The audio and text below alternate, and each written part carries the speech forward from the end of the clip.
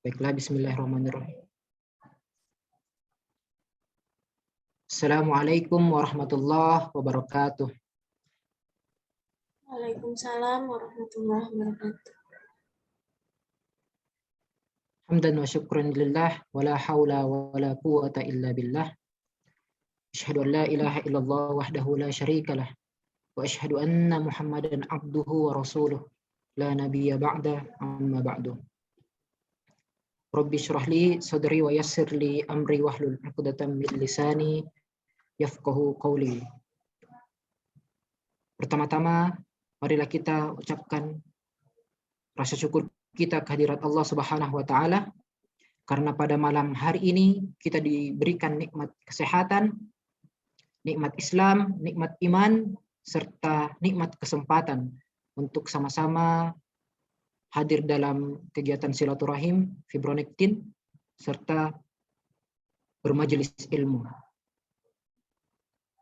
Salawat serta salam semoga senantiasa tercurahkan kepada Nabi Allah Muhammad sallallahu alaihi wasallam. Dialah suri teladan kita, suri teladan untuk seluruh umat Islam, tauladan untuk segala hal, baik yang berurusan dengan duniawi maupun yang berurusan dengan surgawi. Dalam sebuah hadis yang diriwayatkan oleh Imam Bukhari, Rasulullah sallallahu alaihi wasallam pernah bersabda, barang siapa yang ingin dilapangkan pintu rezeki untuknya dan dipanjangkan umurnya, maka hendaknya ia menyambung tali silaturahim.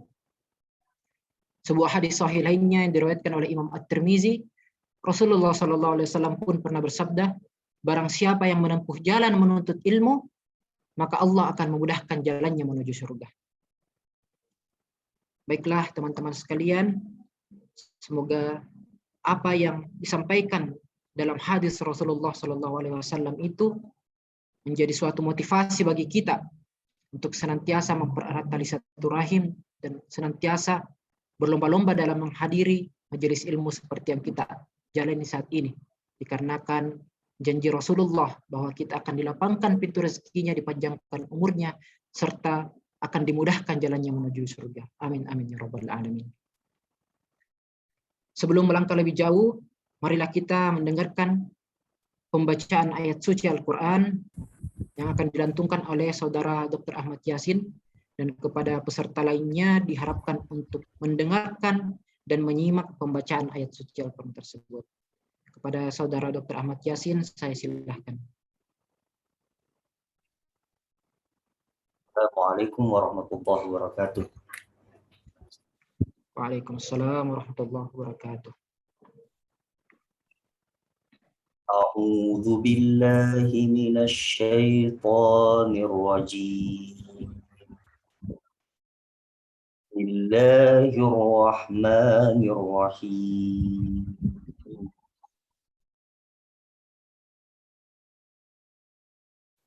Khudh min amwalihim shadaqatan tutahhiruhum wa tuzakkihim biha wa shalli 'alaihim. Inna salataka sakanun lahum wallahu sami'un 'alim. Alam ya'lamu anna Allaha huwa yaqbalu taubata an ibadihi wa ya'khudhu shadaqat wa anna Allaha huwa at-tawwabur rahim. Barakallahu lazim wa sadaqa rasulul karim. Assalamualaikum warahmatullahi wabarakatuh. Waalaikumsalam warahmatullahi wabarakatuh. Itulah tadi pembacaan ayat suci Al-Quran dari saudara Ahmad Yasin. Semoga Allah Subhanahu wa taala senantiasa melimpahkan rahmat dan hidayahnya bagi kita semua. Amin amin ya rabbal alamin. Baiklah, selanjutnya kita akan membacakan CV dari pemateri kita pada malam hari ini. Namun sebelumnya sekali lagi saya himbau kepada teman-teman yang ikhwan atau yang laki-laki agar bisa menyalakan videonya supaya kelihatan wajahnya. Baiklah, selanjutnya saya akan memaparkan kurikulum vitae dari pemateri kita pada malam hari ini. Nama lengkap Ustadz Prof. Dr. Haji Abdul Hamid Habbe, SE MSI. Beliau menempuh pendidikan di S1 Program Studi Akuntansi, Fakultas Ekonomi dan Bisnis Universitas Hasanuddin. Kemudian melanjutkan S2 dan S3-nya di Program Studi Akuntansi, Fakultas Ekonomi dan Bisnis Universitas Gadjah Mada, Yogyakarta. Saat ini aktivitas beliau sebagai dosen di Fakultas Ekonomi dan Bisnis Universitas Hasanuddin. Selain menyibukkan diri sebagai dosen, beliau juga menjabat beberapa jabatan penting, khususnya di organisasi, baik di kampus maupun di luar kampus. Yang pertama, beliau juga diamanahkan sebagai Kepala Program Studi S3 Akuntansi Unhas, kemudian diamanahkan juga sebagai Ketua Asosiasi Masjid Kampus Indonesia, Provinsi Sulawesi Selatan. Kemudian beliau pun diamanahkan sebagai Ketua Dewan Pengawas Keuangan atau DPK Wahda Islamiyah, pembina Wahda Inspirasi Zakat, serta pembina Lingkar Dakwah Mahasiswa Indonesia. Masya Allah. Kita sapa dulu pemateri kita pada malam hari ini. Assalamualaikum Ustadz. Waalaikumsalam warahmatullahi wabarakatuh. Bagaimana kabarnya Ustadz? Sehat-sehat Ustadz? Alhamdulillah. Alhamdulillah. Baik, sehat. Alhamdulillah. Bagaimana aktivitas dakwah atau penyebaran ilmunya selama masa pandemi Ustadz? Apakah justru lebih banyak panggilan atau justru agak sedikit Ustadz? Meningkat 500%. Masya Allah. Justru meningkat Ustadz. Ya. Jadi ada hikmah juga di balik pandemi ini. Meningkat, ya. Justru meningkat kegiatan-kegiatan majelis ilmu seperti ini. Masya Allah. Betul sekali. Iya. Baiklah, kepada teman-teman sekalian dan kepada pemateri, insya Allah pada malam hari ini, seperti judul di pamflet, kita akan membahas atau ngobrol tentang zakat.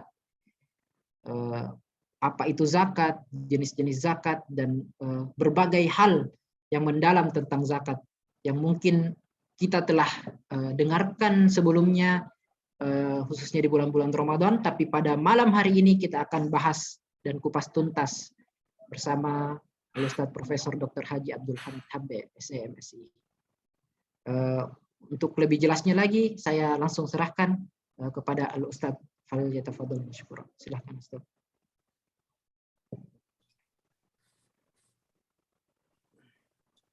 Baik, cek sound dulu bagaimana? Jelas Ustadz. Jelas ya. Ya, gambar jelas. Juga jelas ya. Jelas Ustadz. Baik, bismillahirrahmanirrahim. Assalamualaikum warahmatullahi wabarakatuh. Waalaikumsalam warahmatullahi wabarakatuh. Alhamdulillahirabbil alamin. Wa bihi nasta'inu ala umuri dunya waddin. Wassalatu wassalamu ala nabiyina Muhammadin wa ala alihi wa ashabihi ajma'in, amma ba'du. Pertama, kita bersyukur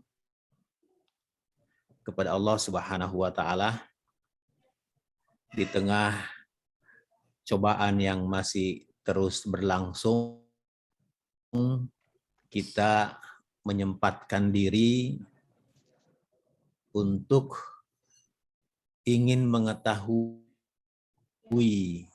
satu hal yang cukup penting, yang mungkin sebagian orang, bahkan mungkin sebagian besar, tidak peduli dengan hal tersebut, yaitu masalah ingin mengetahui zakat.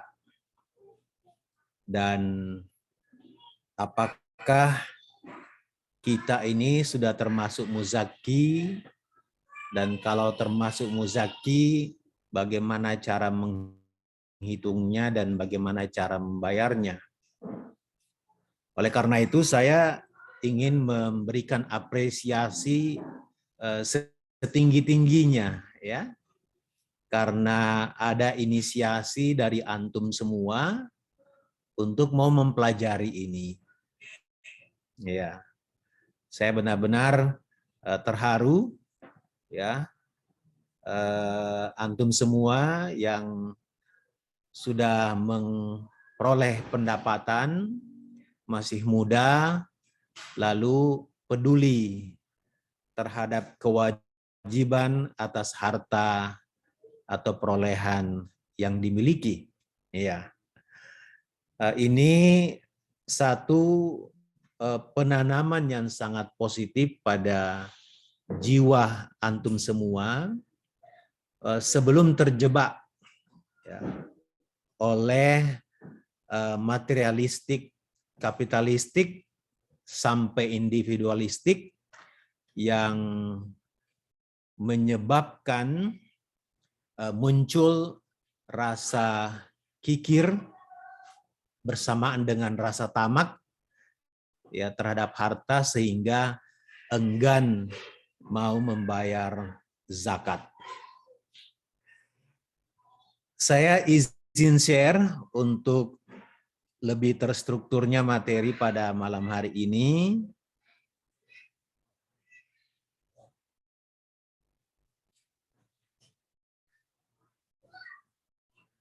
Terlihat ya?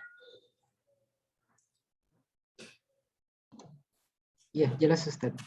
Baik. Pertama, saya ingin mengemukakan fakta dulu. Mengapa saya memberikan apresiasi yang sangat besar kepada antum semua. Karena ada bukti empiris yang membuat kita rasa prihatin ya, bahwa potensi zakat, ini data 2018, umat Islam per tahun menurut hitungan Basnas itu sebesar 217 triliun. Sangat besar. Tetapi realisasinya untuk seluruh lembaga zakat, baik yang bersifat resmi maupun yang tidak resmi, itu hanya sekitar 8,1 triliun. Atau dalam persentase baru 3,73%. Ya, 3,73%. Bandingkan misalnya dengan realisasi pajak. Ya, pajak 2018 itu berhasil dikumpul oleh negara 1.315,9 triliun. Ya, 1.315,9 triliun. Ya. Kalau 8,1 triliun ini dibandingkan dengan realisasi pajak 1.315,9 triliun, itu baru 0,62%. Kecil sekali ya. Makanya saya apresiasi betul. Ya. Nah, luar biasa fakta ini membuat kita miris. Nah, tentu ada kajian-kajian akademisnya. Ya, riset untuk mencari apa penyebabnya. Misalnya ini kita bisa melihat perbedaan respons umat Islam. Saya mengkontrakan di sini haji versus zakat. Nah, kalau masalah haji, umat Islam luar biasa. Mau naik 2-3 kali, ya. Umroh berkali-kali. Bahkan uang dibayar di depan, nunggu 10-20 tahun. Luar biasa responsnya umat Islam. Sampai dana haji yang menganggur di pusat itu luar biasa, sekian triliun. Bandingkan dengan zakat. Fakta yang kami tunjukkan tadi. Padahal dua-duanya rukun Islam. Haji dan zakat adalah rukun Islam. Nah, berarti ada sesuatu yang salah. Nah, termasuk ketika diperhadapkan umat Islam tentang riba versus haram lainnya.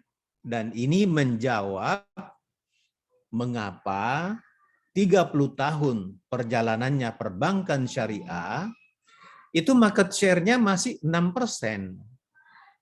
Di tengah ada 87% umat Islam. Harusnya kalau dia linear, maka paling tidak market share perbankan syariah itu sudah di atas 50%. Tetapi ternyata tidak, kan? Nah, kenapa? Karena respon umat Islam terhadap hal-hal yang diharamkan oleh Allah Subhanahu wa taala versus riba itu berbeda. Misalnya, umat Islam ketika disodorkan babi, oh tidak mau sama sekali. Ya. Minuman keras tidak mau, ya. Berzina tidak mau dia. Tolak gitu ya. Tapi riba ya, yang dosanya jauh lebih besar daripada zina itu kok diabaikan. Asyik, tenang umat Islam untuk terus bersama dengan riba ini. Sehingga kita lihat switching behavior umat Islam, perpindahan umat Islam dari bank konvensional ke bank syariah sangat rendah. Itulah sebabnya market share-nya baru sekitar 6%. Ya, berarti ada something wrong di sini. Tapi simpulan riset kami menunjukkan bahwa ini disebabkan karena masih bercokolnya ya pribadi-pribadi individualistik, materialistik, dan kapitalistik. Ya. Pada kesempatan lain nanti saya akan jelaskan. Nah, berikutnya apa definisi zakat? Ya, zakat ada 3 pengertiannya: bersih dan suci, tumbuh dan berkembang, serta berkah. Ya. Nah, ini bisa kita lihat misalnya di surah At-Taubah ayat 103. Allah berfirman, "Khuz min amwalihim sadaqatan tutahhiruhum wa tuzakkihim biha wa sholli alaihim inna salataka sakanul lahum wallahu sami'un alim." Khuz min amwalihim, ambillah sebagian dari harta benda mereka. Sedekah. Ya, Allah menggunakan terminologi sedekah. Kalau terminologi Indonesia, sedekah itu pemberian tidak wajib. Tapi dalam Al-Quran yang dimaksud sedekah adalah zakat. Ya, sebagaimana juga di ayat yang lain tentang 8 asnaf itu. Innamas sadaqatu lil fuqara'i wal masakin. Nah, umumnya kata-kata zakat digunakan ketika digandengkan dengan sholat. Aqimis sholah wa atuz zakah. Ya, atau ketika misalnya menjelaskan tentang ciri-ciri orang yang bertakwa. Nah, untuk apa? Tutahhiruhum, untuk membersihkan mereka. Ya. Wa tuzakkihim biha, dan mensucikan mereka dengan zakat yang dibayarkan. Jadi dari sinilah makna zakat itu, yaitu tuzakkihim. Makanya zakat itu berasal dari kata-kata zakka yuzakki tazkiyatan, membersihkan, mensucikan, atau purification. Itu arti zakat yang pertama. Nah, di dalam ayat ini juga mengandung makna bahwa ketika kita membayar zakat, maka tidak saja harta bersih dari hak-hak orang lain, tapi ada kata-kata wa tuzakkihim, dan mensucikan. Maksudnya mensucikan diri kita dari rasa tamak, kikir, ya materialistik, kapitalistik. Itu pengertian yang pertama. Kemudian pengertian yang kedua adalah tumbuh dan berkembang atau biasa disebut dengan an-numuh. Ya. Apa itu an-numuh? An-numuh artinya zakat yang kita keluarkan, insya Allah itu akan bertumbuh dan akan berkembang. Itu arti pertama, atau bisa disebutkan sebagai berkah. Ya. Nah, pengertian yang lain dari an-numuh itu adalah zakat yang kita keluarkan pada barang itu hanya pada barang yang punya potensi untuk bertumbuh dan berkembang. Ya, itulah sebabnya kita tahu ada 5 jenis zakat. Ya, yang pertama zakat emas atau uang. Kemudian yang kedua adalah zakat perdagangan. Yang ketiga adalah zakat pertanian. Yang keempat zakat hewan ternak. Dan yang kelima rikaz. Ya, ini adalah objek zakat atau barang yang punya potensi untuk berkembang dan dikembangkan. Itu pengertian zakat. Baik, zakat juga adalah seperti yang kita ketahui dia adalah salah satu rukun Islam sebagaimana hadis riwayat Bukhari Muslim. Hadis Ibnu Umar radhiyallahu anhuma qala Rasulullah sallallahu alaihi wasallam bunyal islamu ala khamsin ya syahadati alla ilaha illallah wa anna muhammadar rasulullah wa iqamis salati wa itaiz zakati wal hajj wa shaumi ramadan. Jadi zakat ini adalah salah satu unsur rukun Islam. Ya. Nah, jenis zakat disepakati ada 5 sebagaimana yang saya sebutkan tadi. Emas, perak, uang. Kemudian yang kedua adalah perdagangan, yang ketiga pertanian, yang keempat peternakan, dan yang kelima rikas. Lalu para ahli kontemporer ya itu menderivasi ya beberapa jenis zakat-zakat baru turunan dari yang disepakati ini. Ada zakat profesi, ada zakat investasi, ada zakat perusahaan, pertambangan, pendapatan dan jasa. Nah, tentu saya tidak masuk pada kajian akademisnya secara kritis. Ya, saya hanya menjelaskan adanya jenis zakat kontemporer ini. Terlepas adanya kontroversi. Apakah ada zakat profesi? Ya, ini ada yang berpendapat tidak ada juga mengatakan ada. Investasi juga begitu. Ya, perusahaan juga begitu, pertambangan, pendapatan dan jasa. Karena kesemua jenis zakat kontemporer ini ada yang mengatakan itu sudah termaktub di dalam 5 yang disepakati itu. Ya.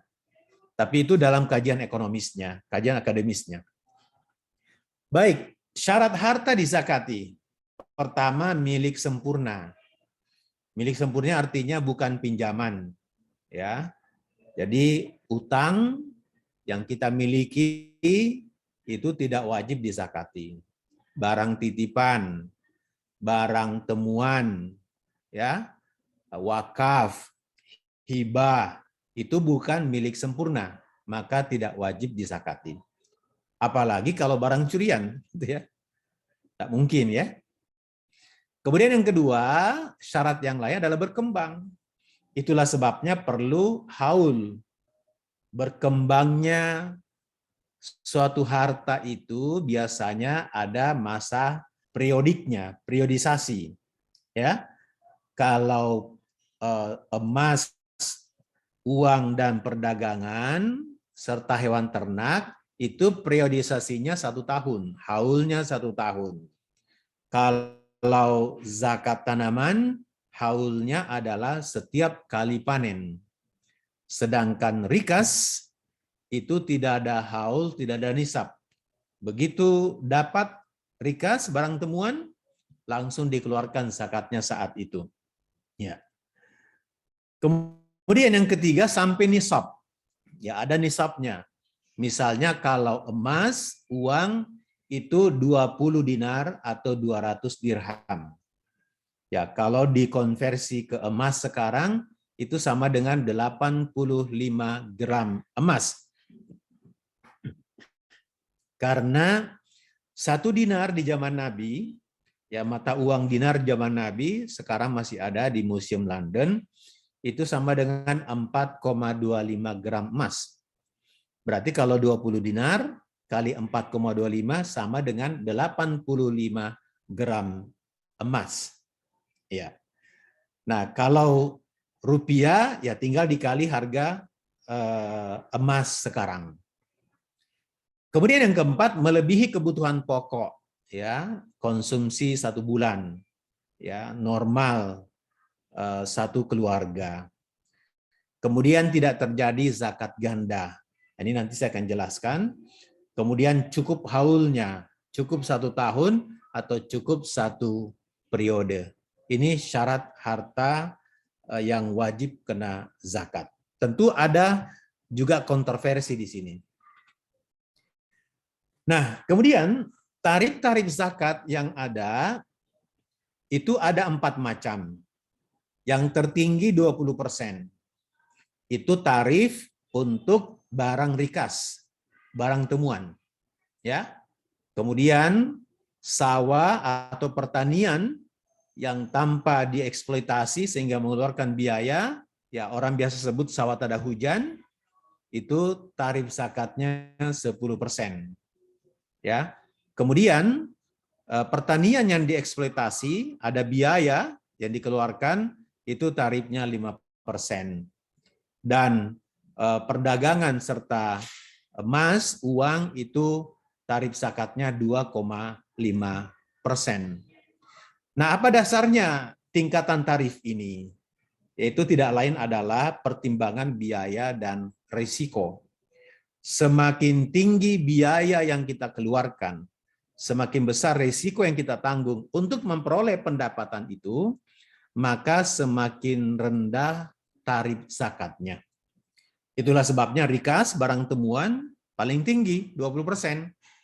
Ya, karena tidak ada biaya, tidak ada risiko, tiba-tiba dapat.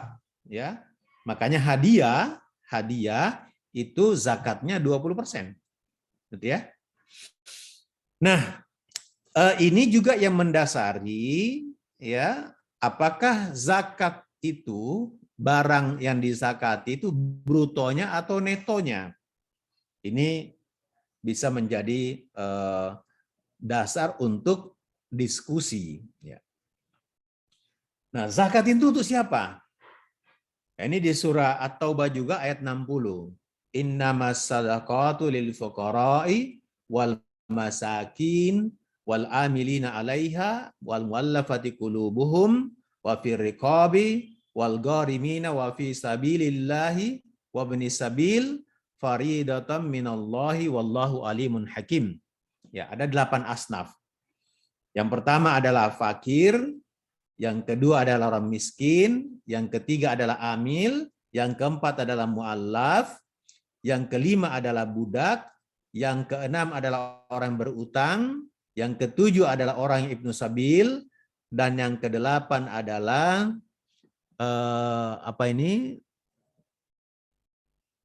yang kedelapan adalah ibnu sabil. Ya, ada 8 asnaf di sini untuk penyaluran zakat. Nah, di sini ada kata-kata, ya, ada kata-kata innamas sadaqatu lil fuqara'i wal masakin. Jadi ini tidak hanya sekedar daftar 8 asnaf, tapi ada juga makna urutan. Bahwa zakat itu diprioritaskan kepada fakir dan miskin.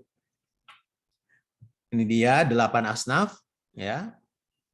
Kemudian Saya masuk ke zakat profesi, ya, karena orientasi yang antum mau ketahui lebih jauh adalah zakat profesi. Profesi sebagai dokter, profesi sebagai pengacara misalnya, profesi sebagai konsultan, sebagai akuntan, ya, dan lain-lain sebagainya. Ini saya perlihatkan summary, ya, summary bagaimana cara menghitung zakat profesi. Ya, ada beberapa kias yang atau ketentuan yang menjadi dasar. Pertama, nisab itu di kolom pertama, kemudian waktu mengeluarkan, kemudian tarif, ya, mencari nisab, ya, nilai nisab dan nilai tarif. Karena ada kontroversi sekarang, apakah ada zakat profesi, gitu kan? Bukankah zakat profesi itu ujung-ujungnya juga uang? Kalau uang berarti sudah ada disebutkan dalam 5 zakat yang disepakati. Jangan karena cara memperolehnya atau jenis pekerjaan untuk memperoleh itu lalu tiba-tiba muncul nama zakat baru. Itu yang tidak setuju, gitu ya. Ya, nanti misalnya ada zakat arisan karena memperoleh uang itu lewat arisan. Zakat tabungan, ya, karena ada perolehan bagi hasil dari tabungan. Zakat dari investasi. Nah, ini itu cara-cara memperoleh uang. Padahal ujung-ujungnya uang, gitu ya. Nah, kalau kita kaji secara akademis, 5 jenis zakat yang disepakati oleh para ulama itu berdasarkan Al-Quran dan hadis, itu berdasarkan objek. Jadi uang itu objek, gitu ya. Perdagangan itu objek, pertanian itu objek, kemudian peternakan itu objek, barang temuan juga objek, gitu ya. Jadi zakat itu ditetapkan bukan berdasarkan bagaimana cara memperolehnya. Ya, uang memang uang, gitu ya, uang, gitu, emas. Kemudian perdagangan berarti barang dagangan, bukan uang, dia barang. Kemudian pertanian ya pertanian, ya, makanan pokok. Kemudian peternakan ya hewan, gitu ya, hewan. Kemudian barang temuan. Nah, barang temuan ini sesuatu yang merupakan exception, pengecualian. Ya, dia bukan jenis itu, tapi kadang muncul.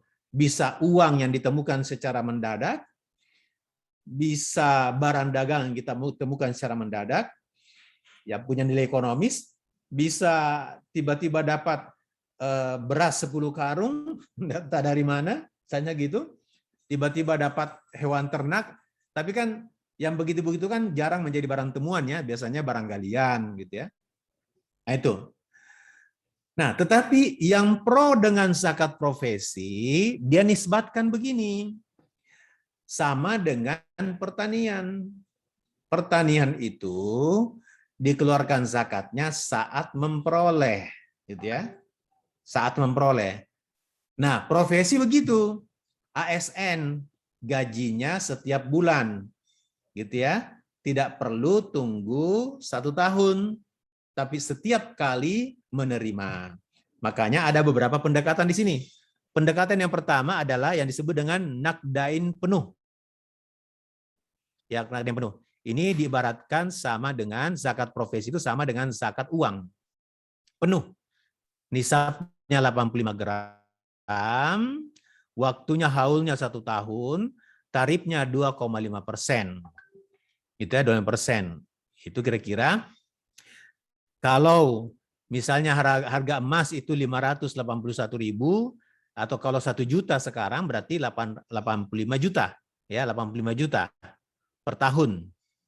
Ya, nilai nisabnya kalau 581.000 sekian, nilai tarifnya sekian, 2,5% kali ini. Nah, pendekatan yang kedua adalah zuru. Zuru ini mengikuti pertanian, ya. mengikuti nisabnya pertanian 683 kg atau 5 wasak. Kemudian waktu mengeluarkannya saat panen. Kemudian tarifnya mengikuti tarif zakat pertanian 5 atau 10%. Gitu ya. Nah, mencari nisabnya bagaimana? 653 kg beras dikali harga beras misalnya 10.000. Ya, maka dapatlah ini 6.530.000. Ya. Tarif zakatnya misalnya 5%, maka keluar 653.000. Ya. Kemudian di kolom kedua dari terakhir, ya, kolom kedua terakhir, ini ada yang menggunakan ini. Dia gabungan 85 gram emas, ya 85 gram emas, lalu dikeluarkan saat panen, sama dengan panen berarti saat menerima gaji, tapi tarifnya 5-10%. Gitu ya. Maka dapat zakat sekitar 4.900.000 ya, 4.900.000 apa namanya? Kalau dia 10%, kalau dia 5% 2,4 zakatnya. Ya, nisabnya 49 juta. Nah, yang disepakati di Indonesia atau ulama secara umum adalah yang warna orange ini. Ya, gabungan. Jadi perpaduan antara zakat uang dengan zakat pertanian. Jadi nisabnya pakai nisab pertanian 5 wasak atau 653 kg. Lalu haulnya adalah saat panen, berarti saat terima gaji. Tarifnya menggunakan tarif zakat uang 25%. Berarti kita bisa cari nisabnya 653 kg kali harga beras per kilogram dapat 6.530.000 ya. Lalu tarif zakatnya 2,5%, maka dapatlah 163.250 rupiah. Ini yang berlaku di Indonesia. Atau ASN ini yang dipakai dipotong gajinya setiap bulan. Ya. Ini contohnya misalnya zakat pendapatan diperoleh dari hasil profesinya. Sifat pemotongan zakat profesi. Bruto relatif, artinya pemotongan bruto setelah dikurangi iuran, pemotongan yang melekat seperti pajak. Jadi tidak dikurangi dengan kebutuhan sehari-hari, ya, tetapi kewajiban yang melekat pada pendapatan itu. Lalu dianalogkan ke pertanian nisabnya 653 kg beras. Asumsi harga besar beras itu 10.000 kali 653 kg, kita dapat nisabnya 6.530.000. Gitu ya. 6.530.000. Haulnya ketika menghasilkan, ketika dapat gaji itu, kadarnya 2,5%. Zakatnya 2,5% kali 6.530.000 rupiah. Kalau penghasilan antum di bawah dari 6,5 juta itu, maka tidak keluar zakatnya. Ya, tapi kalau pendapatan antum itu minimal sama dengan 6,5 setelah keluar iuran dan pajak, maka keluar zakatnya 162.500. Jadi kalau 10 juta pendapatannya, berarti sudah keluar 2,5% kali 10 juta. Ya, itu yang dipakai sekarang, ya, yang dipakai sekarang.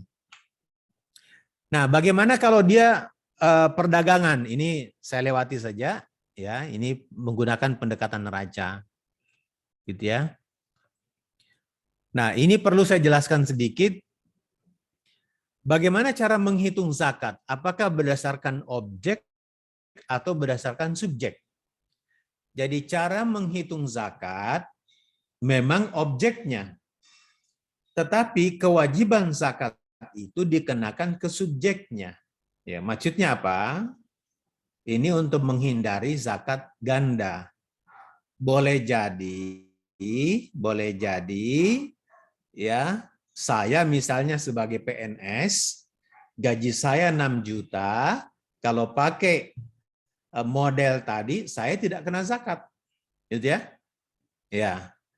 Lalu saya punya kos-kosan misalnya, pendapatannya per bulan juga 6 juta, tidak kena zakat. Saya punya mobil rental, pendapatannya per bulan 6 juta juga, tidak kena zakat, gitu ya. Dan lain-lain. Jadi objek zakat dihitung satu-satu, pengenaan pajak zakatnya juga hitung satu. Akhirnya seluruh harta saya tidak ada yang kena zakat karena berbasis objek.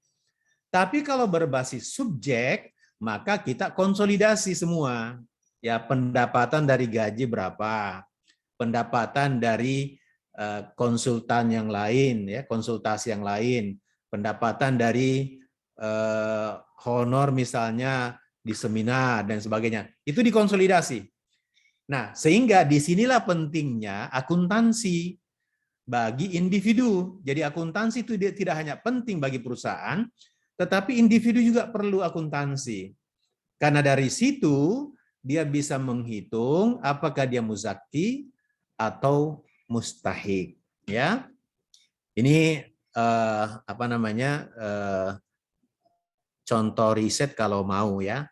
Saya kira itu pengantar saya untuk diskusi kita pada kesempatan kali ini. Terima kasih. Assalamualaikum warahmatullahi wabarakatuh. Waalaikumsalam warahmatullahi wabarakatuh. Syukran wa jazakumullah khair kepada Ustadz yang telah menjelaskan begitu rinci mengenai zakat, mulai dari dasar-dasarnya tadi, mengenai penjelasan zakat secara umum, kemudian hingga terakhir tadi dibahas mengenai zakat profesi dan bagaimana contoh perhitungannya. Saya rasa penjelasan yang sangat jelas, namun saya memberikan kesempatan kepada para peserta yang hadir pada malam hari ini untuk menyampaikan jika ada yang ditanyakan mengenai penjelasan tadi atau yang masih belum dimengerti. Untuk teman-teman yang ikhwan atau laki-laki, ketika ingin bertanya, mohon untuk dinyalakan juga videonya. Untuk yang akhwat cukup untuk unmute saja, tidak usah dinyalakan videonya. Boleh ditanyakan secara langsung, tapi kalau misalnya sungkan untuk bertanya langsung, boleh lewat chat, nanti saya menyampaikan pertanyaannya. Silahkan.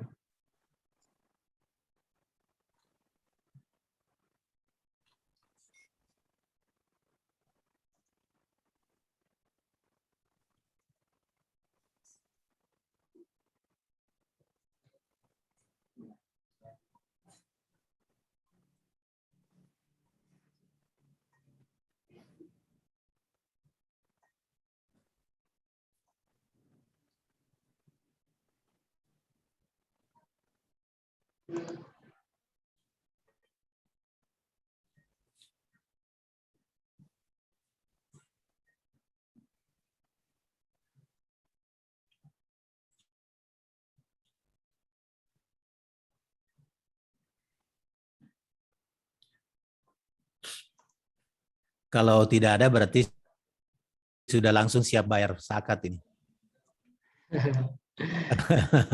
Tinggal saya tunjukkan di mana bayar zakatnya ya. Bisa dibayar di WIZ, Wahda Inspirasi Zakat. Ya, kepada para peserta, teman-teman sekalian. Nah, ini ada pertanyaan Ustadz dari salah satu akhwat. Assalamualaikum, Ustadz, izin bertanya. Apakah insentif COVID tenaga kesehatan dikeluarkan zakatnya seperti perhitungan hadiah, Ustadz? Baik. Memang zakat profesi ini ada keterbatasannya juga ya. Misalnya dokter, kalau buka praktek kan punya pendapatan harian, gitu kan? Apakah setiap hari dikeluarkan zakatnya? Atau tunggu sebulan? Gitu kan? Kalau tunggu sebulan berarti tidak ikuti lagi periodisasi panen pertanian, kan gitu ya? Ya beda kalau ASN, PNS, atau pegawai perusahaan, gaji bulanan kan? Nah, termasuk insentif tadi. Gimana kalau insentif? Gitu kan? Yang kadang kita tidak tahu kapan terimanya. Apakah begitu terima langsung keluarkan zakatnya? Nah, ini menjadi pertanyaan. Salah satu kelemahan zakat profesi itu karena masalah periodisasi. Ya. Tetapi kalau kita mengabaikan itu, maka kita bisa menghitungnya. Ya, katakanlah beras yang kita makan itu harganya 10.000 ya, 10.000. Lalu tadi kan 653 kg nisabnya ya. Ya, tinggal dikali 10.000, 6,5 jutaan.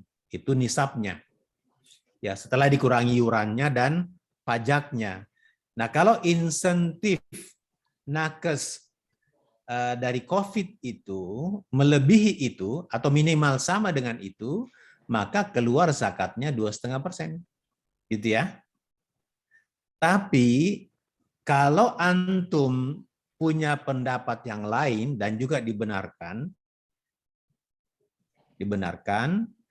untuk mensetahunkan pendapatannya, karena tidak lain adalah profesi itu hasilnya uang, dan uang sudah diatur. Ya, nisabnya 85 gram emas, haulnya 1 tahun, maka dikumpulkan uangnya itu selama setahun. Ya, selama setahun. Ya, kalau sampai katakanlah harga emas sekarang 100.000 per gram, berarti 85 juta kan? 85 juta. Nah, kalau 85 juta setahun pendapatannya, maka keluar zakatnya 2,5%. Itu. Jadi kalau 85 juta itu dibagi 12, ya bagi 12, kira-kira 7 juta ya. Ya 7 juta. 7 kali 12 kan 84. Ya, 7 jutaan per bulan. Per bulan. Kalau antum mau setahunkan misalnya.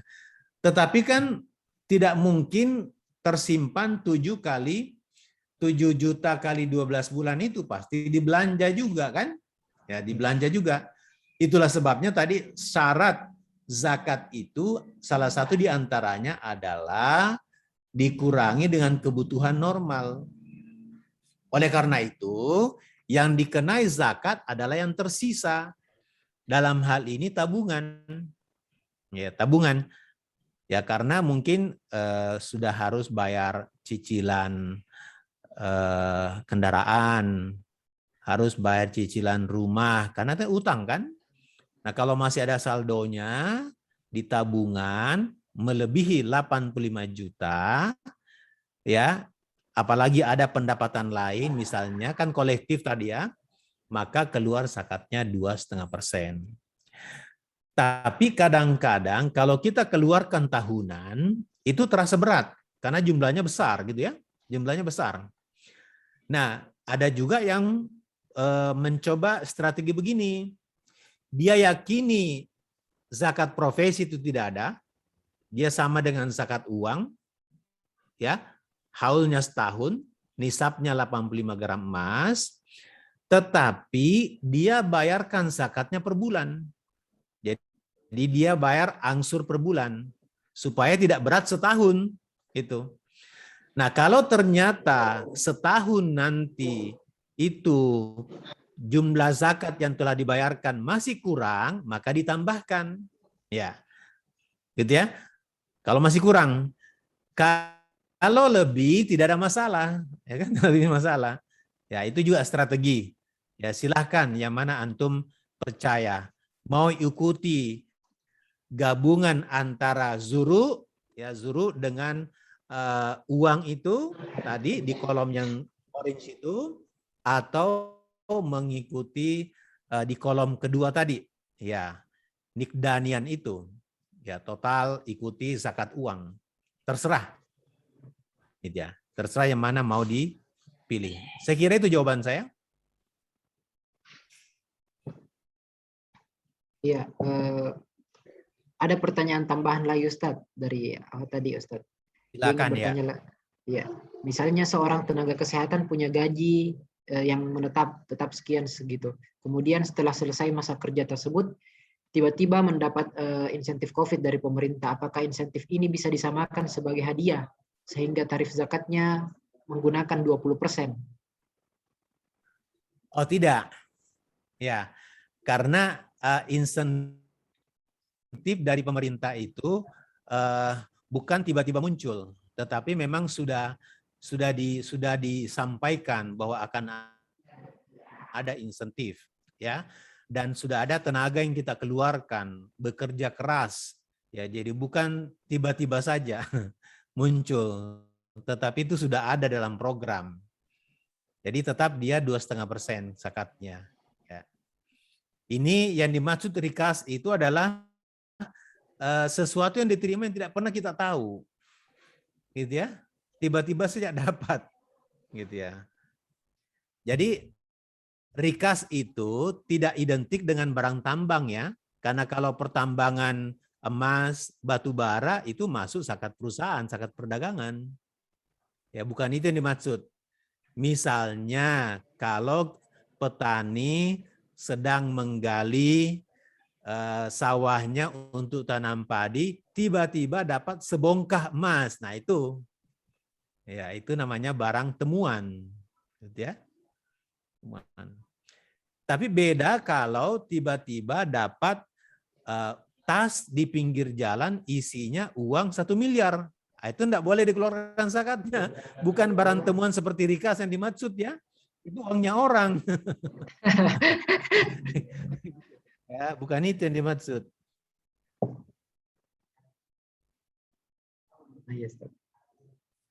Baik, silakan. Iya, selanjutnya ada pertanyaan lagi nih Ustaz. Nah, pertanyaannya bagaimana cara menggabungkan perhitungan zakat jika kita memiliki dua sumber pendapatan di dua tempat yang berbeda, Ustadz.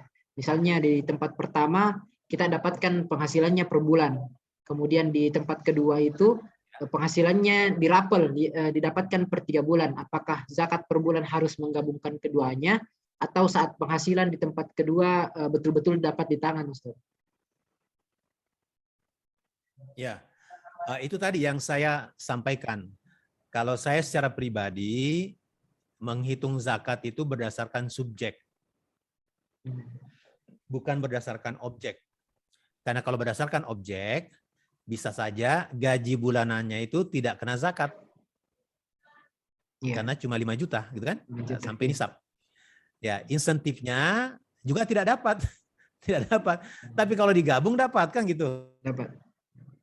Nah, makanya subjek. Ya, makanya dikonsolidasi semua pendapatan, baru dihitung. Ya, tunggu setahun. Ya, tunggu setahun. Sebab bisa saja ada orang yang kalasi, ya, menghindar zakat. Tahu kalasi kan? Ya, bahasa Inggrisnya collation. Nah, kalasi itu, ya apa namanya? Misalnya gini, di tabungannya ada uang 100 juta.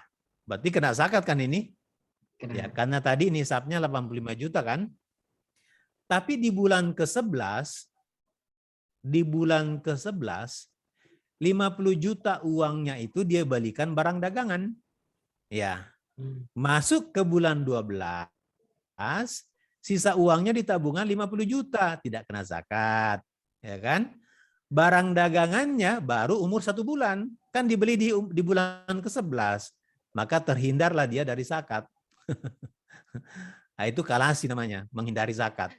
Ya, tapi kalau berdasarkan subjek, kamu ubah seperti apapun hartamu, kau konversi seperti apapun, itu tetap hartamu.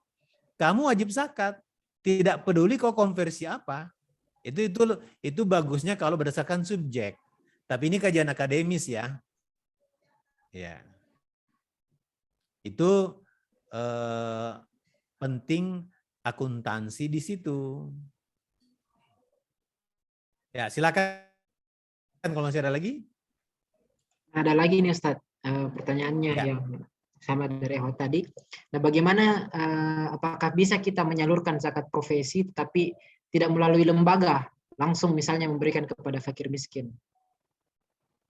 Ya, dengan niat untuk bayar zakat profesi. Ya bisa, cuma kurang ideal. Kalau kita kembali ke ayat yang pertama kita bacakan itu, khuz min amwalihim. Ambillah sebagian dari harta benda mereka. Yang dimaksud di situ amil. yang punya daya ambil. Kira-kira gitu ya. Ya, amil yang dimaksud di situ. Karena amil itu punya program, ya punya program.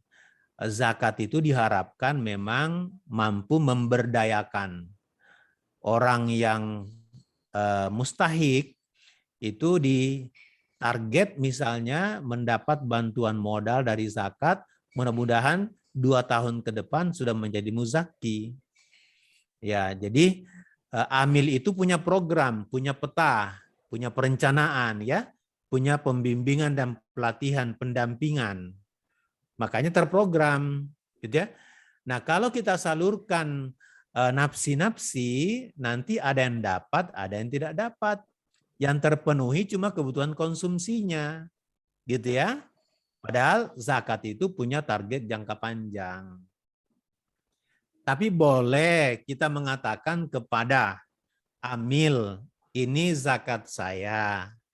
Tapi tolong diperhatikan, ini ada daftar nama. Ya, daftar nama tetangga yang perlu diberikan zakat dan pembinaan.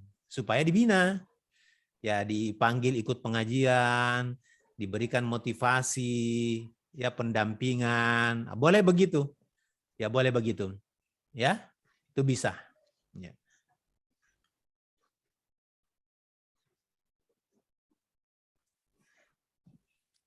Silakan kalau masih ada. Selanjutnya masih ada lagi pertanyaan Ustadz.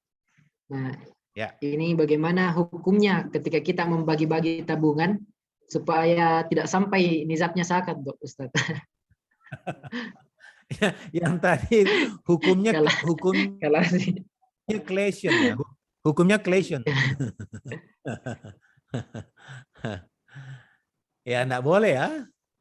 Karena tetap harta kita, tercatat di Allah harta kita. Membagi-bagi sama dengan money laundry kan, para koruptor itu ya. Ya, para koruptor itu ambil uang negara supaya hilangkan jejak. Ya, dia tabung ke sana atas nama A. Dia belikan tanah itu atas nama B, gitu kan? Dia parkir di bank ini atas nama C. Tidak ketahuan, itu money laundry. Ya.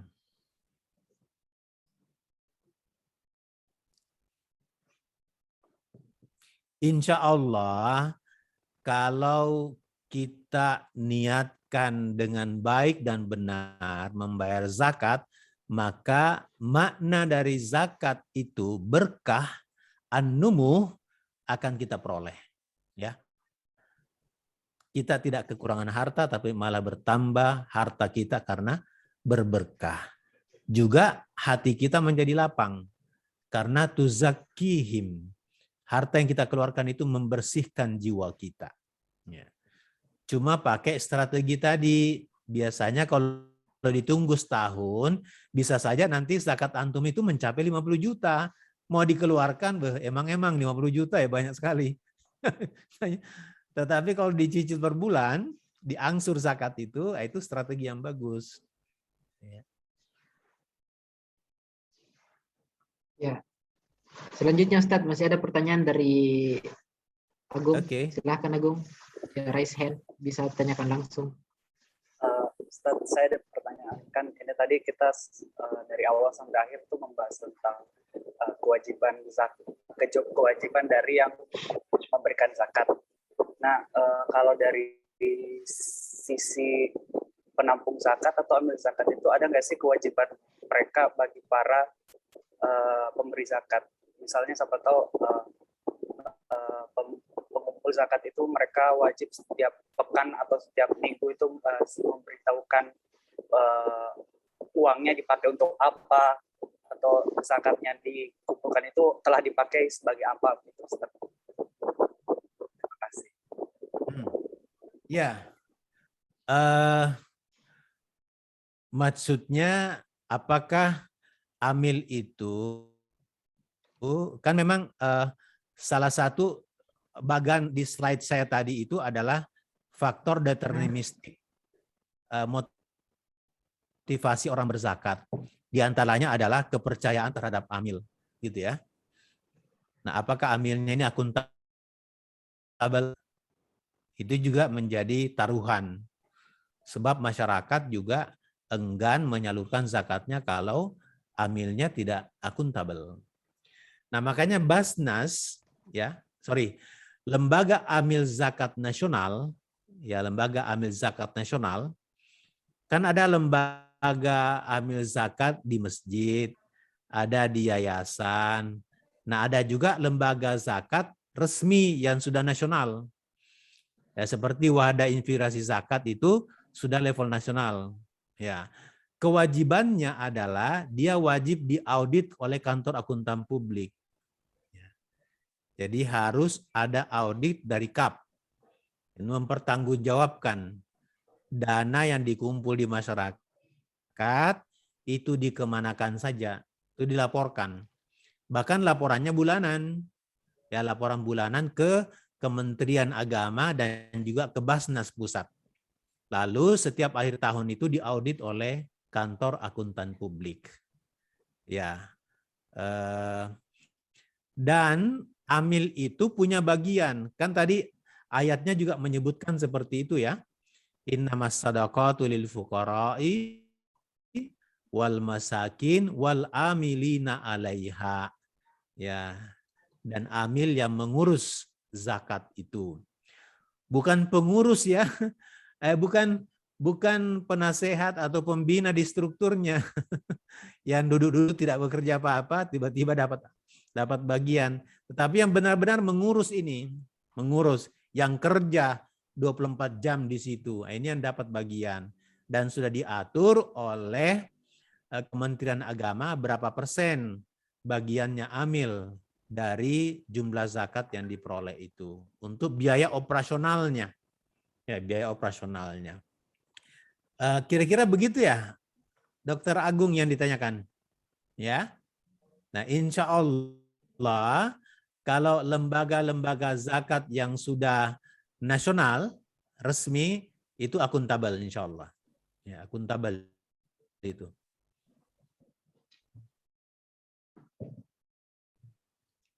Bagaimana tanggapan dari Saudara Agung? Masih ada? Berarti itu masih pertanggungjawabannya kepada organisasi atau badan yang lebih besar daripada badan amil zakat yang tadi itu ya Ustaz. Tapi kalau misalnya untuk ke kitanya sebagai individu yang mengeluarkan zakat itu apakah ada pemberitahuannya atau misalnya kita mau apa sih ya namanya tanggung jawab individualnya itu Ustaz, atau memang tidak diperlukan dalam hal zakat ini atau gimana? Jadi kan misalnya antara dua orang, jelas. Misalkan kalau ada dua orang, contohnya ada si A meminjam ke si B, kan si B itu nanti dia kayak punya tanggung jawab untuk mengembalikan uangnya kan, itu bentuk pertanggungjawaban antara si A, si B ke si A. Nah kalau misalnya yang tadi, yang kalau saya tangkap Ustaz, yang Ustaz ceritakan itu kayak pertanggungjawaban si lembaga amil zakat ini kepada pihak ketiga yaitu pemerintah. Tapi kalau misalnya sebagai yang langsung ke kitanya itu ada nggak, atau itu memang tidak diperlukan dalam wacana zakat perzakatan ini Ustaz, itu gimana? Oh, maksudnya pertanggungjawaban kepada muzakinya? Iya, iya. Iya, itu tergantung tergantung lembaga amil zakatnya. Tapi secara umum mereka itu selalu memelihara relasi. Ya, itu selalu memberikan laporan melalui WAK, melalui SMSK kepada muzaki-muzaki mereka. Itu profesional dia memelihara itu. Ya, hubungan baik terus dijaga. Tidak kemudian terima zakatnya orang lalu dilupakan. Tapi terus dijaga itu, diberikan laporan, Ya. Kemudian juga lembaga amil zakat yang resmi itu punya web. Ya, semua masyarakat bisa membuka. Ya, di mana zakat itu disalurkan. Seperti itu. Ya. Insya Allah. Nah, yang masalah itu kalau kita bayar zakat ke lembaga amil zakat yang tidak jelas, tidak diawasi, ya, tidak diawasi oleh lembaga-lembaga yang resmi, itu juga bisa bermasalah, ya, bisa bermasalah.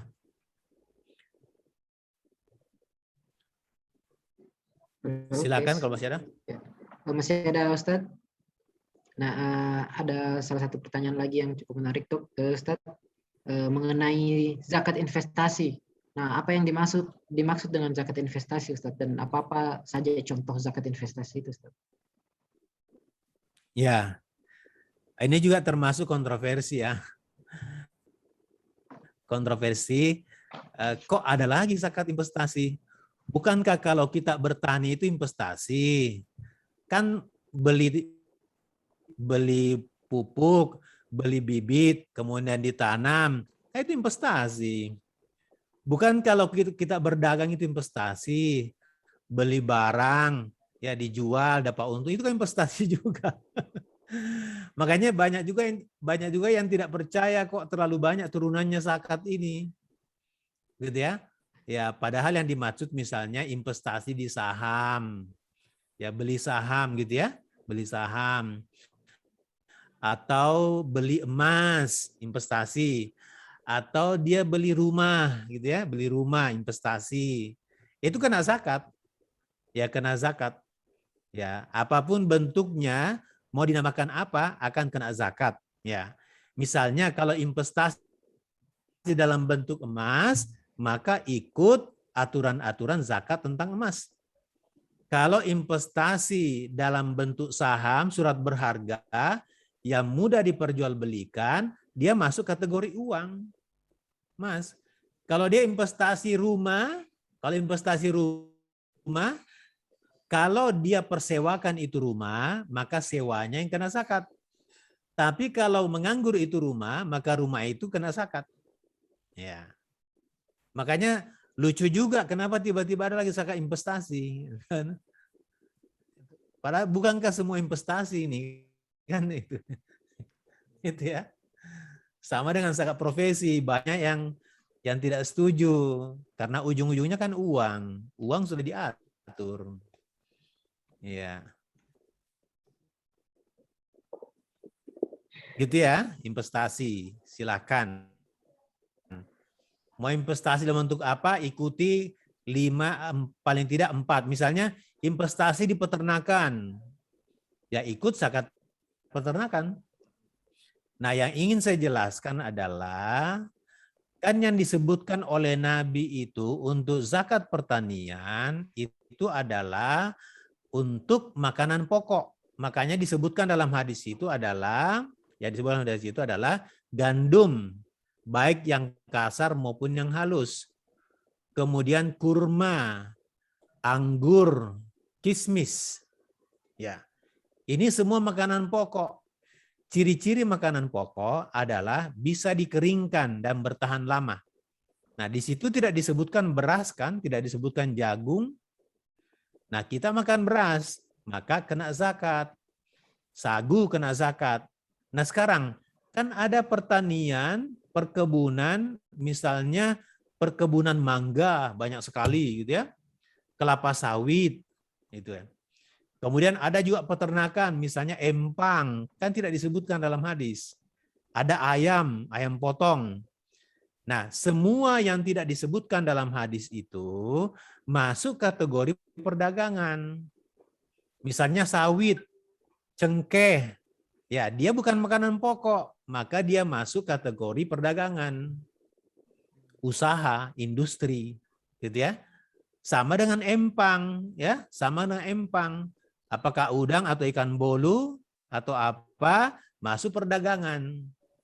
Ya, tidak perlu 1 tahun tunggunya empang itu. Apa? Beternak berapa ekor keluar zakatnya sekian. Gitu ya. Ya. Nah itu zakat itu. Jadi sebenarnya 5 jenis zakat yang disepakati ulama dan sudah jelas dalilnya itu sudah melingkupi semua jenis harta kita. profesi apapun sudah ada di situ. Nah, cuma sekarang Basnas di negara kita dikenal zakat profesi. Makanya ASN itu dipungut zakatnya tiap bulan. Gitu ya, tiap bulan oleh bendahara. Ya. Kecuali dosen, ya dosen tidak dipungut. Yang ASN di Pemda itu, wah dipungut itu. Dan dari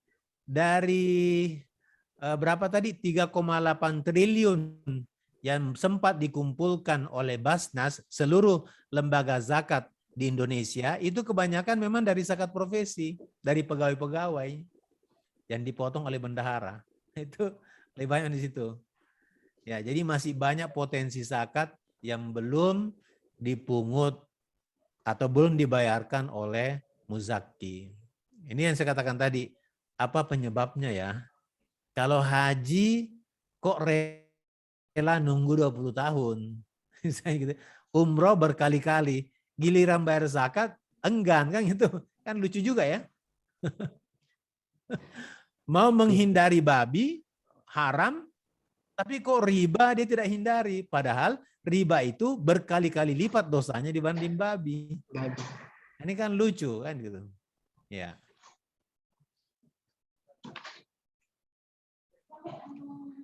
Baik Ustadz, selanjutnya masih ada 3 pertanyaan terakhir ini Ustadz.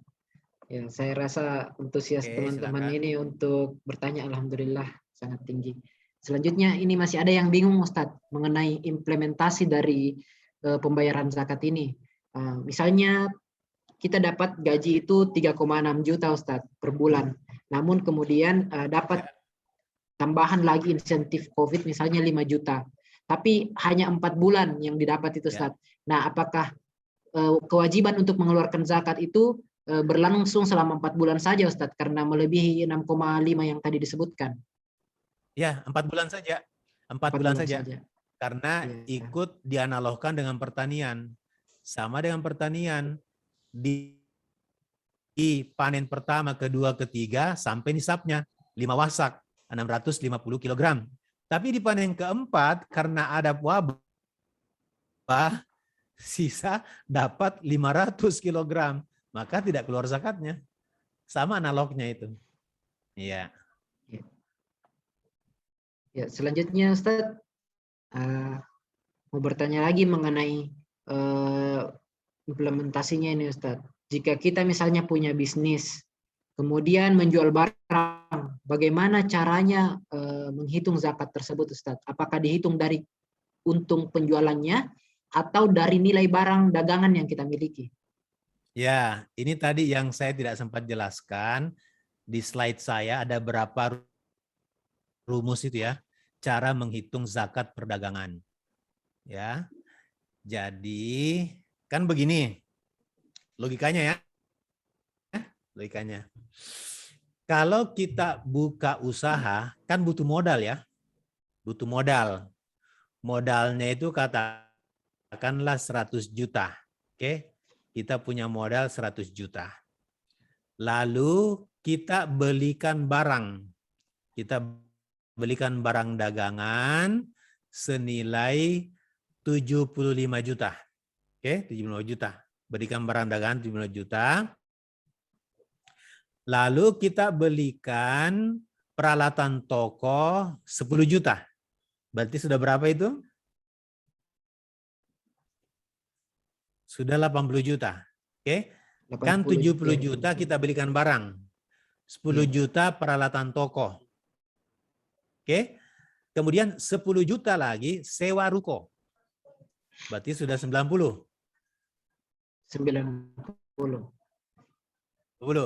Lalu 10 juta kita simpan dalam bentuk uang kas. Berarti modal kita di sebelah kanan kalau di neraca modal 100 juta sudah terbagi di sebelah kiri. Kas 10 juta. Oke. Kemudian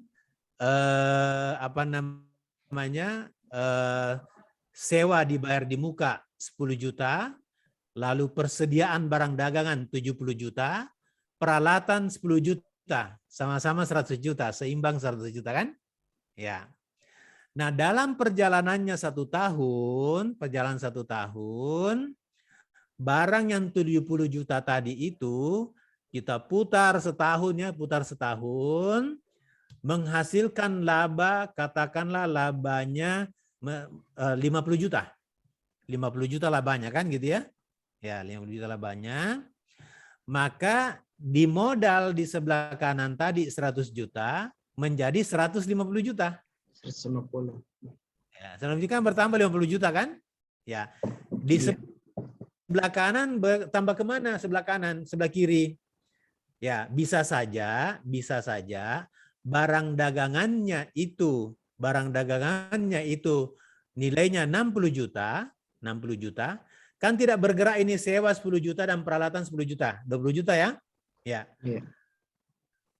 60 juta ini barangnya, berarti kasnya berapa sekarang? Kasnya supaya terlihat 150. 90 juta. Gitu ya. 60 berarti 90 juta, 90. 70 juta. 70 tambah 70. 60, 130, tambah sewa, tambah peralatan, 150. Itu kan? Nah, selama setahun sudah selesai begitu. Nah, sekarang bagaimana cara menghitung zakatnya? Ya, cara menghitung zakatnya. Nah, kita pakai 85 gram emas. 85 gram emas. Kalau harga emas itu 100.000, maka 85 juta. Nah, yang mana kena zakat di sini? Yang kena zakat itu uang kasnya tadi 60 juta, tambah barang dagangannya 60 juta. Peralatannya tidak kena zakat, sewa dibayar di mukanya tidak kena zakat. Jadi yang kena zakat itu cuma uangnya dan barang dagangannya dijumlahkan. Berapa nilainya? 60 juta ditambah 70 juta, 130. Berarti melampaui nisab 85 gram emas. Berarti keluar zakatnya 2,5%. Ada yang mengatakan begini, oh tidak Ustadz, saya mau keluarkan zakat dalam bentuk labanya saja. Nah, labanya tadi berapa? 50 juta kan? 50 juta. Tidak kena zakat. Ya, tidak kena zakat kalau dihitung berdasarkan laba, cuma 50 juta. Itu. Nah, bagaimana kalau ada utang? Ada utang. Kita kembangkan usaha kita ambil utang 50 juta. Oke, kita ambil utang 50 juta. Dan jatuh tempo 2 tahun. Berarti 1 tahun jatuh temponya 25 juta. 50 juta ini kita belikan katakanlah peralatan-peralatan lagi. Ya, peralatan lagi. Maka tadi aset lancarnya uang kasnya ditambah barang dagangannya dikurangi utangnya yang jatuh tempo 1 tahun itu. Ya, kalau setelah dikurangi utangnya itu masih melebihi 85 gram emas, maka keluar zakatnya 2,5%. Ya, begitu cara menghitungnya. Ya, kalau kita punya usaha. Jadi semakin penting akuntansi ini. Ya, semakin penting akuntansi individu.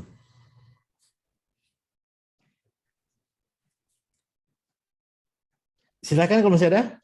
Ya, ada pertanyaan terakhir nih Ustadz. Nah, tadi kan sempat dijelaskan bahwa zakat yang dibayar itu adalah selisih dari penghasilan yang telah dikurangi dengan pengeluaran rutin kayak cicilan, hutang, dan lain-lain. Nah, apakah ada kriteria dari pengeluaran yang dimaksud Ustadz? Misalnya kita pengeluaran untuk hal-hal yang berbau tersier, kayak belanja-belanja online yang tidak jelas, apakah ini juga dikategorikan sebagai pengeluaran Ustadz? Oh tidak. Jadi yang diakui oleh ulama itu belanja primer. Ya, sekunder tidak, apalagi tersier. Gitu ya. Apalagi pergi nonton, nah itu enggak masuk. Ya. Jadi primer saja, ya, primer saja. Jadi kita harus berjaga-jaga supaya harta kita itu dikeluarkan zakatnya. Dan tidak mencoba-coba memanipulasi untuk tidak membayar zakat. Kenapa? Karena Allah Maha tahu. Ya, beda kalau pajak. Ya, Anda manipulasi, orang pajak tidak tahu. Tapi kalau zakat ini wah luar biasa, pertanggungjawabannya ke Tuhan.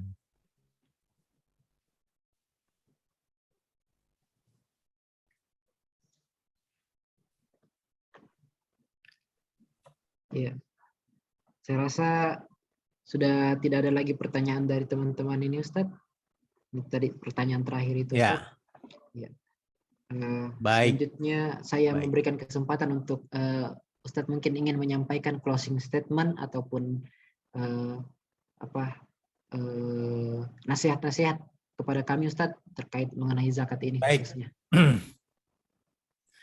Pertama, saya sangat mengapresiasi ya. Antum masih muda, sudah berpenghasilan dan tidak melupakan kewajiban harta yang atau penghasilan yang diperolehnya. Ya. Yang kedua, kita harus menanamkan keyakinan bahwa zakat yang kita bayarkan itu sesungguhnya tidak mengurangi harta kita, tetapi malah menjadi pemicu keberkahan. Berkah dari sisi manfaatnya dan berkah dari sisi jumlahnya akan bertambah. Gitu ya? Nah, yang ketiga adalah upayakan membayar zakat itu ke amil. Karena amil itu punya program kerja yang bagus. Ya, mudah-mudahan zakat yang kita bayarkan ke amil itu bisa memberdayakan 8 asnaf yang kita sebutkan tadi itu. Ya. Kemudian yang keempat, ya, dokter juga harus belajar akuntansi, ya kan? Kalau akuntan tidak perlu belajar dokter, gitu kan? Tapi akuntan harus belajar, atau dokter harus belajar akuntansi karena ada kewajiban lain yang harus berarti penting mencatat ya harta ya, gitu ya. Mencatat harta. Nah itu terus. Karena jiwa kapitalistik, materialistik, dan individualistik terus menyertai perjalanan antum semua, makanya kita terus bermohon kepada Allah SWT untuk dijaga dari jiwa-jiwa seperti itu, sehingga lalai menunaikan kewajiban. Ya, saya kira itu closing speech-nya atau closing statement-nya pada malam hari ini. Ya, terima kasih. Jazakumullahu khairan katsiran. Terima kasih, Ustadz. Kami ucapkan jazakumullahu khairan katsiran atas kesempatan dan waktunya untuk berbagi ilmu tentang zakat. Saya rasa banyak sekali ilmu yang kita bisa serap pada malam hari ini. Semoga yang paling penting adalah bagaimana kita bisa mengamalkan ilmu yang kita dapat pada hari ini, sehingga rezeki yang kita dapatkan menjadi rezeki yang baik serta halal di mata Allah Subhanahu wa taala. Sehingga makna zakat yang tadi disebutkan sebagai suatu usaha untuk pembersihan dan penyucian harta dapat kita raih. Mungkin cukup demikian yang bisa kita sampaikan pada hari ini. Saya ucapkan apresiasi sebesar-besarnya kepada teman-teman yang menyempatkan waktunya untuk bermajelis ilmu pada hari ini, sehingga diharapkan tentunya kita bisa mengamalkan apa yang kita dapatkan pada malam hari ini. Dan terkhusus kepada Al-Ustadz, kami sangat menghargai kesempatan dan waktu Ustadz untuk bisa membagi ilmunya pada hari ini. Untuk menutup majelis ilmu kita pada hari ini, marilah kita bersama-sama membaca doa kafaratul majelis. Subhanakallahumma bihamdik, asyhadu an la ilaha illa anta, astaghfiruka wa atubu ilaik. Syukran, jazakumullahu khairan katsiran.